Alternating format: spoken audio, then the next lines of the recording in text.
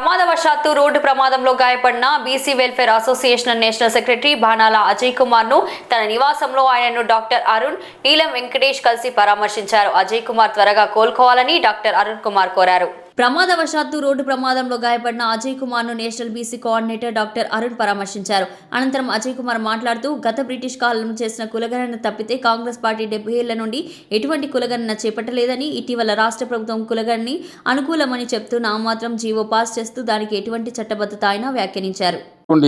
British ప్రభుత్వం చేసిన కులగణనలలో ఆ లెక్కలు మాత్రమే ఉన్నాయి కానీ స్వాతంత్రం వచ్చి 70 సంవత్సరాలు దాటిన బీసీలకు కాంగ్రెస్ పార్టీ ద్రోహం చేసింది.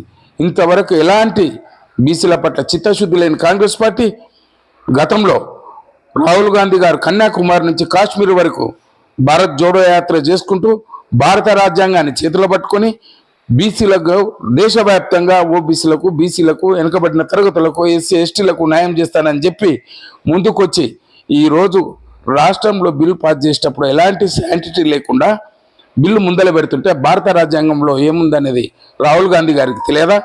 ప్రతి విషయానికి మరి సీఎం రేవంత్ రెడ్డి గారు ఢిల్లీకి వెళ్తూ ఉంటారు.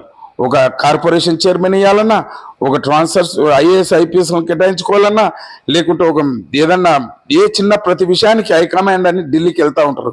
ఇప్పటిదాకా 60 సార్లు ఢిల్లీకి వెళ్ళింటారు. మరి బీసీల పట్ల ఎలాంటి చట్టబద్ధంగా, న్యాయబద్ధంగా, రాజ్యాంగబద్ధంగా ఎలాంటి బిల్లు పెట్టాలనేది ఆయనకు తెలియదా? ఆయన మరి రాహుల్ గాంధీకి చెప్పలేదా రేవంత్ రెడ్డి గారు? అంటే వీళ్ళు ఇద్దరు ఖాళీ ఎలక్షన్ల కోసం బీసీలను మోసం చేయడానికి, దగ చేయడానికి, ఖాళీ ఓట్లు మాత్రమే వాళ్ళకి కావాలి కాబట్టి బీసీలను ప్రభోలో పెట్టి వాళ్ళ ఓట్ల కోసం మాత్రమే చెప్తున్నారు కానీ రాజ్యాంగబద్ధంగా, చట్టబద్ధంగా ఎలాంటి శాంటిటీ లేదు. మేము మొన్న జరిగిన డాక్టర్ అరుణ్ బాబు గారి ఆధ్వర్యం లోపల డిసెంబర్ 12న మేము కాంగ్రెస్ ప్రభుత్వాన్ని హెచ్చరించడం జరిగింది. అప్పుడు పార్లమెంట్లో వాళ్ళకు 236 మంది ఎంపీలు ఉన్నారు. మీరు ప్రైవేట్ దమ్ముంటే రాహుల్ గాంధీ గారు మీరు ప్రైవేట్ బిల్ పెట్టాలి, మీ ఎంపీలందరూ సహకరించినట్లయితే బీజేపీ పార్టీ కూడా దానికి అనుకూలంగా ఉందని మేము హెచ్చరించడం జరిగింది. అయినా నోరు కూడా ఇప్పలేని రాహుల్ గాంధీ ఈరోజు ఎలాంటి తెలంగాణ పట్ల చిత్తశుద్ధి లేదు. మొన్న వచ్చి